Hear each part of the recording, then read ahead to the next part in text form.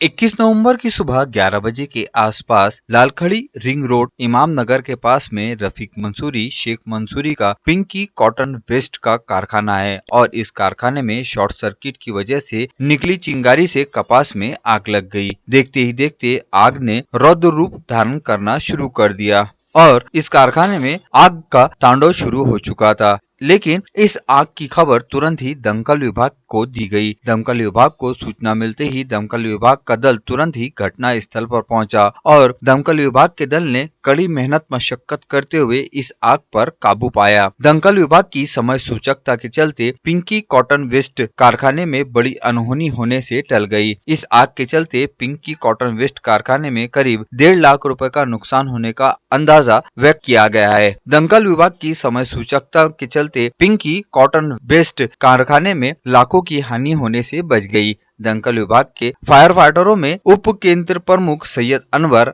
आकाश श्रीकांत, मोहम्मद मुजाहिद, शहाबुद्दीन, शेख अमीन, सुरेश पालवे, जय कुमार वानखड़े ने आग को बुझाने में अपना अहम रोल अदा किया। इंसाफ और हक की लड़ाई के लिए जाने जाने वाले शेर मैसूर हजरत टीपू सुल्तान और हिंदुस्तान के लिए पहली शहादत देने वाले हजरत टीपू सुल्तान ही थे और उन्हीं की जयंती के निमित्त राजवीर जनहित संगठन की ओर से संपूर्ण चपरासीपुरा सर्किट हाउस, जिला अधिकारी कार्यालय, बिच्छू टेकड़ी, चमनशावली इन क्षेत्रों में केक काटकर एवं मिठाई बांटकर हजरत टीपू सुल्तान की जयंती मनाई गई। हजरत टीपू सुल्तान की जयंती के अवसर पर राजवीर जनहित संगठन के संस्थापक अध्यक्ष रहमत खान, पत्रकार जाबिर अली, मोहम्मद शाकिर, मोबिन खान, नईम खान, नवेद खान, शहजाद खान, प्रदीप वानखड़े, दिलीप वानखड़े, आशीष तेलमुरे, अभिषेक देशमुख, शहादत शाह, विक्की तायडे, आरिफ हुसैन, मोहम्मद जलील, यूसुफ अली, फिरोज खान, शेरू भाई इंगलेवाले तथा सैकड़ों राजवीर जनहित संगठन के पदाधिकारी उपस्थित थे। इन सभी पदाधिकारियों ने मिलकर क्षेत्रवासियों के साथ में हजरत टीपू सुल्तान की जयंती मनाई और इस जयंती के अवसर पर राजवीर जनहित संगठन के संस्थापक अध्यक्ष सहित पदाधिकारियों ने मिलकर क्षेत्रवासियों को भी हजरत टीपू सुल्तान की जयंती में शामिल किया और हजरत टीपू सुल्तान के जयंती के अवसर पर राजवीर जनहित संगठन के संस्थापक अध्यक्ष रहमत खान, पत्रकार ने अपने विचार व्यक्त किए। आज राजवीर जनहित संगठन की तरफ से 20/11/2020 को हज़रत रहमतुल्लाह टीपू सुल्तान इनकी जयंती मनाई गई। इनका जन्म 20 नवंबर 1750 को देवनहल्ली में हुआ था और सबसे बड़ी बात तो ये है बताने की ज़रूरत है आज प्रमुखता से कि हिंदुस्तान के अंदर में अंग्रेज़ों से लड़ते हुए हिंदुस्तान के लिए पहली शहादत हज़रत रहमतुल्लाह टीपू सुल्तान इनकी हुई थी। ये इतिहास है। इनका नाम हिंद मैसूर से लिया जाता है। इनको खिताब हिंद मैसूर का खिताब इनके वालिद साहब हैदर अली इन्होंने दिया था और ये सभी धर्मों के प्रति जागरूक थे। हर धर्म के नागरिकों को, हिंदू, मुस्लिम, सिख, ईसाई, ब्राह्मण सभी जाति के लोगों को मान सम्मान दिया जाता था और हज़रत रहमतुल्लाह टीपू सुल्तान के शासनकाल में। लेकिन इन्हें अंग्रेज़ों ने इन्हीं के ग्रुप में कुछ गद्दारों के कारण शातिर दिमाग से और धोखे से मारा गया था। लेकिन आज खुशियां मनाई जा रही है। जगह जगह सर्किट हाउस, चमनशावली, बिच्छू टेकड़ी, बडाली और जिलाधिकारी कार्यालय पर केक काट करके हमने खुशियां मनाई राजवीर संगठन ने और लोगों को इसके प्रति जागरूक किया कि हज़रत रहमतुल्लाह टीपू सुल्तान इनकी जयंती और ये क्या थे। अब हिंदुस्तान के लिए इन्होंने अपने आप को शहादत दिया, कुर्बानी दे दिया हिंदुस्तान के प्रति, हिंदुस्तान को बचाने के लिए। आज हम ये भी कहना चाहेंगे यहाँ पर कि आने वाले समय के अंदर में हम शासन से ये मांग करेंगे कि हज़रत रहमतुल्लाह टीपू सुल्तान इनकी जयंती का सरकारी रिकॉर्ड में दर्ज किया जाए और इनकी जयंती पर एक दिन की छुट्टी घोषित की जाए। इस तरह का हम मांग जिलाधिकारी के मार्फत प्रशासन, शासन से करेंगे और ये होना ही चाहिए। वरना हमको ऐसा लगता है कि हमारे इसमें खुश होते हैं, शासन को इससे खुशी नहीं होती। हर इस पर छुट्टी घोषित होती है लेकिन हज़रत रहमतुल्लाह टीपू सुल्तान इनकी जयंती पर छुट्टी घोषित नहीं होती है। लेकिन हम इसकी मांग करेंगे और तीव्र मांग करेंगे। अगर यह ऐसा नहीं हुआ, ऐसे मांग को मंजूर नहीं किया तो राजवीर संगठन किसी भी हद तक के पहुँचेंगी और तीव्र आंदोलन करके इस मांग को मंजूर करवा के रहेंगे।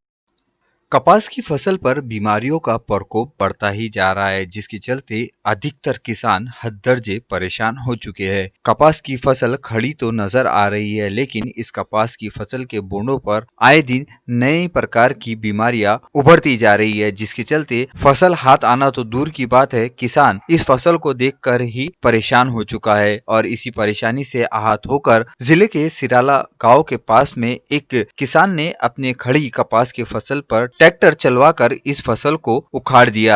ये नजारा देख अमरोही जिला राष्ट्रवादी महिला कांग्रेस की संगीता ठाकरे ने तुरंत ही उस किसान से संवाद किया और इस किसान से संवाद करने के पश्चात उन्होंने शासन से क्या मांग की, आइए जानते हैं। आज मी पुसदा या ठिकाणी मंगेश भाऊ यांच्या शेतामध्ये आलेली आहे। त्यांनी आताच पूर्ण परिस्थिती कापसाची मला सांगितली की प्रत्येक बोंडामध्ये बोंड अळी आलेली आहे, परंतु असं वाटते की एखादं नवीन येणारं जे बोंड आहे ते तरी वाचेल, परंतु ते सुद्धा डॅमेज झालेलं आहे। म्हणजे त्यांना कुठेही आशेचं किरण दिसत नाही आहे आणि सगळीकडेच ही परिस्थिती आढळते आहे। म्हणून मी राज्य शासनाला विनंती करते की कुठेतरी अशा परिस्थितीतून, कारण शेतकरी हवालदिल झालेला आहे, तर यांना कुठेतरी आपण मदत करावी ही आपल्याकडे विनंती करते। धन्यवाद। अमरोही मुस्लिम बहुल क्षेत्र की कायाकल्प करने के लिए राष्ट्रवादी के अल्पसंख्यक विभाग के शहर अध्यक्ष वहीद खान मुस्लिम बहुल क्षेत्र में वार्ड में जाकर नागरिकों को राष्ट्रवादी कांग्रेस पार्टी से जोड़ रहे हैं और उनकी इस मेहनत को देखकर प्रत्येक वार्ड के जिम्मेदार नागरिक सहित युवा भी उनकी बात को इनकार न करते हुए केवल एक शब्द में हाँ कह रहे हैं, जिसकी तस्वीरें आप समय समय पर देख रहे हैं। आज की तस्वीरें भी कुछ ऐसी ही है। आज की तस्वीरों में हम आपको जमील कॉलोनी के वार्ड अध्यक्ष के कार्यक्रम की नियुक्ति की दिखा रहे हैं। वार्ड अध्यक्ष पद पर साजन कुरैशी को नियुक्ति किए जाने का नजारा देख रहे हैं। इस समय पर वहीद खान के साथ में सैकड़ों क्षेत्रवासी भी साजन कुरैशी को मुबारकबाद देते हुए नजर आए। ये राष्ट्रवादी के लिए एक बड़ा सुनहरा अवसर है कि जब वहीद खान जैसे जुझारू अनुभवी शहर अध्यक्ष, जो के प्रत्येक अमरोही शहर के वार्ड में राष्ट्रवादी के प्लेटफॉर्म पर युवाओं को जोड़ रहे हैं, जिसके चलते पार्टी तो मजबूत हो रही है, साथ ही अमरोही मुस्लिम बहुल क्षेत्रवासियों का विकास भी होगा, ऐसी आशा राष्ट्रवादी के वहीद खान द्वारा जगह जगह पर व्यक्त की जा रही है। और ये आशाएं उतनी ही ठोस साबित हो रही है, क्योंकि बीते समय में राष्ट्रवादी के वहीद खान ने जो कार्य करके जनता को दिखाया, उसका ही नतीजा है कि जनता भी वहीद खान की बात पर उतना ही विश्वास कर रही है। दूसरी तस्वीर उस्मान नगर क्षेत्र की है। उस्मान नगर में भी वहीद खान के हाथों अल्पसंख्यक विभाग के वार्ड अध्यक्ष के तौर पर मोहम्मद अकील को नियुक्त किया गया और इस नियुक्ति के समय पर भी वहीद खान के साथ में उस्मान नगर के प्रतिष्ठित नागरिक सहित सैकड़ों युवा नजर आए। इतना सब कुछ होने के बावजूद भी राष्ट्रवादी कांग्रेस पार्टी के अल्पसंख्यक विभाग के शहर अध्यक्ष जहां सुबह सामाजिक कार्य करते हैं, तो शाम के समय में इन सामाजिक कार्यों की प्रेरणा इन युवाओं को जोड़कर दे रहे हैं और इन युवाओं से यही आशा व्यक्त कर रहे हैं कि वह आने वाले समय में अमरोही मुस्लिम बहुल क्षेत्र वासियों के लिए बन सके उतना समाज कार्य करे। और इसी समाज कार्य के प्रति जब वो वार्डों में वार्ड अध्यक्ष की नियुक्ति कर रहे थे, तो उन्होंने जनता के सामने क्या विचार रखे थे, आइए जानते हैं। साथियों, आज का जो प्रोग्राम है एक छोटा ही सही लेकिन वार्ड का प्रोग्राम होने की वजह से, और सबसे पहले मैं आपको एक बात बताना चाहता हूँ कि मैं यहाँ पे छोटे से बड़ा हुआ हूँ। हमारे भैया रहीम भैया, इब्राहिम भैया, ये सऊदी अरब वालों के नाम से जाने जाते हैं। मैं बचपना इनका मेरे घर पे, इनके ही घर पे गया, तो मैं माशाल्लाह यहाँ के लिए नया नहीं हूँ, क्योंकि मेरा बचपना समझ लो 95-96 में मैं इन्हीं घर को कम से कम 10 से 15 साल रहा हूँ। जब मेरे वालिद साहब का इंतकाल हुआ तो उनके घर पे पला पड़ा, इसलिए मैं यहाँ का रहवासी भी हूँ। इसलिए मैंने भी सोचा कि भाई, और जब मैंने राष्ट्रवादी पार्टी का एक संगठन तैयार करने के लिए पद लाया, और पद लाने के बाद में जब मैंने पेपरबाजी किया, व्हाट्सएप ग्रुप चलाया कि भाई राष्ट्रवादी कांग्रेस पार्टी के सदस्य अभियान शुरू है, तो बहुत से लोग खुद होकर जब मेरे पास चल के आए, उन्होंने मुझे फ़ोन लगाया